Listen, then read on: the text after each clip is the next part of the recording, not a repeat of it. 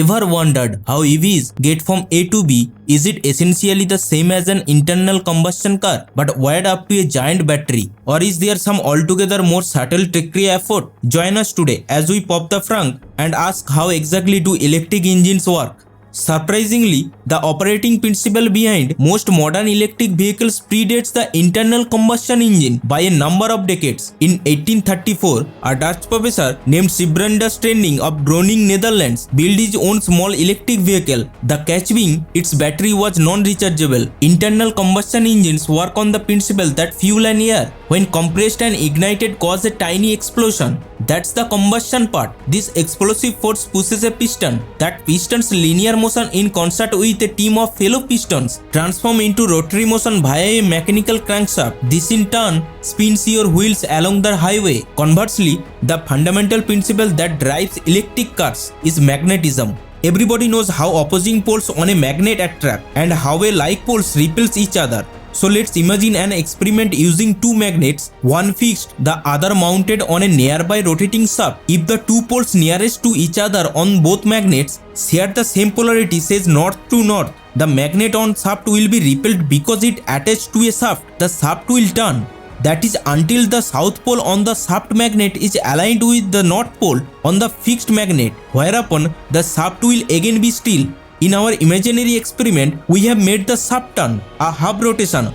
All very well, but that won't get us very far on the morning commute.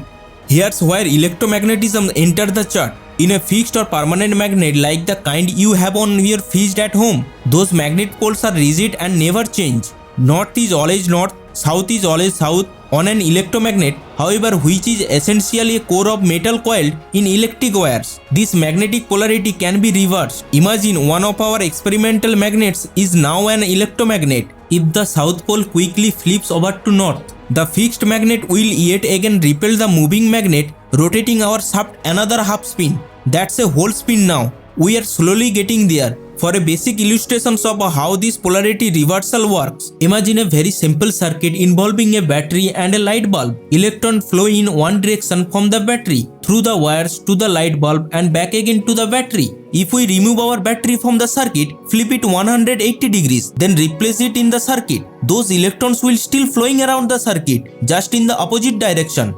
Either way, the bulb lights up. Electromagnets, like light bulbs, work whichever direction the electrons are flowing, but rather brilliantly, the polarity of magnet gets reversed with the flow of electrons. So to keep our magnets in permanent repel mode, we just need to keep reversing the polarity of the magnet. How do we do that? One way would be to keep popping out the battery and flipping it around, but that's a lot of trips to the mechanics with your EVs for the sake of a few feet of ground covered. So the real tricks to making a magnet spin, which is essentially how electric motors works, is through the so-called inverter. The inverter module on the EV draws direct current from the car battery, and through a clever combination of quick switches, slick circuitry and capacitor flip the flow of electrons back and forth nearly 60 times a second. Domestic electric motors like the one you have in your hairdryer don't require an inverter. Why? Because the current that comes from your wall outlet already flips back and forth. That's why its name alternating current or AC.